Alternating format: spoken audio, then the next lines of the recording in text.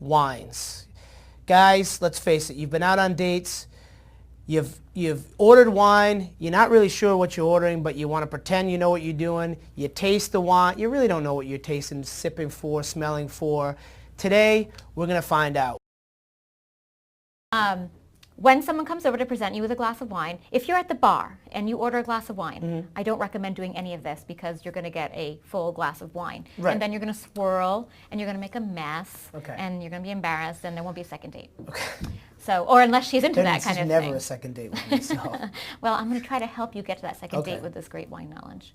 So you're going to want, if someone's presented you with a bottle of Pinot Grigio at the table, you want to, they're going to only pour you a small amount like we have here. And then you're going to want to swirl because this is what's going to impress the ladies. Okay. So by swirling, us novices should start on the table. Oh, sorry. Hint, hint. And then you're just going to give the wine glass a little swirl. Okay. And you can be a counterclockwise swirler or a clockwise swirler. A left hand, a right hand, I think, right? in the air swirler. Okay. How's my technique? Excellent. Okay. Great technique. Great technique. And we're swirling the wine because what that's allowing is more of the surface of the wine to be able to be exposed to the air. Okay. And allows all the aromas to come through. Now, what if you get hypnotized very easily? Could that be a problem? Well, remember, the point of this is that you want to be concentrating on your date. Right. That's true. I would suggest swirl and don't look. Okay. Okay, so we've just swirled, and now we're going to stick our nose in the glass. And Okay. I mean we're really going to stick our nose in the glass. Okay. So we're going to... And how you smell wine, it really depends. Are you a long inhaler? Are you a short sniffer? I find it's better to take short little sniffs. And then when you get into more complex wines, not a Pinot Grigio, but you could, you really notice that you smell differently from each side of your nose. Okay. From the top, from the bottom. I mean, it gets really complex. But for our purposes, we're going to keep it simple. We're going to swirl and aerate. Okay. Let all that wine get exposed to the air. Put our nose in there. And think about what we associate with the wine, not what we think somebody else would. But as cheat notes, with Pinot Grigios, you want to think fresh, tropical, fruity, a little floral. See, my problem is I don't smell very good. So, I mean, I don't smell very well, I should say. Thank you. Proper English is incorrect. Exactly. So, yeah, I mean, I can smell. But the good news is that you have cheat notes now. I'm going to order Pinot Grigio. And I'm going to say, wow, I really noticed some tropical notes on this wine. Okay. And she'll be like, wow, that's pretty cool. How does he know how to speak wine? Right. Wine-ese. So and then when you taste wine, this is the part that could get embarrassing. Okay. But I'm going to tell you want to know the correct way to do it. Yes, that's what I mean, yeah. So when you taste the wine, you have to remember that wine is not only something that you're going to taste. And by the way, I should point out, we're tasting, not drinking. Okay. It's a big difference.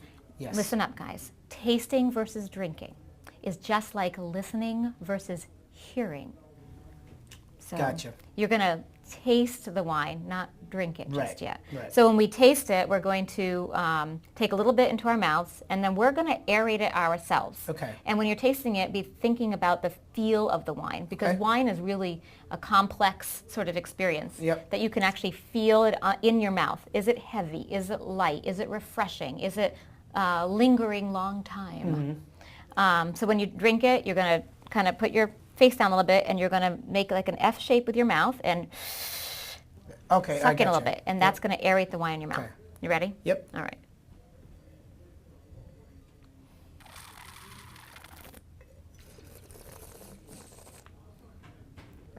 And then you want to kind of chew the wine a little bit so that's hitting all the regions of your mouth. Okay. You're salty, you're sweet, you're bitter. Okay.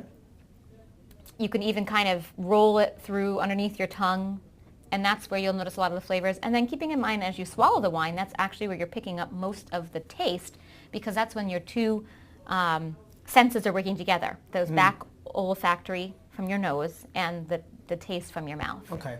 Whenever you're tasting wine with food, if you want to know how a wine complements or doesn't complement a food, you want to taste a little sip of the wine, take a little bite of the food, and then take a little sip of the wine again. Okay. Not only will it bring out the flavors in the wine, it'll also bring out the flavors in the food. Now, am I doing the Julia Roberts thing right now? You are. I'm sorry, I'm not sexily eating a strawberry. That's all right. That's just terrible. But it is good, though. I mean, I do like it. Meant to go together. Brings out, foods are meant to bring out the flavors in the wines. And now I feel like Julia Roberts. So it's Prosecco. So it's just a fun, festive way to start a date, I think.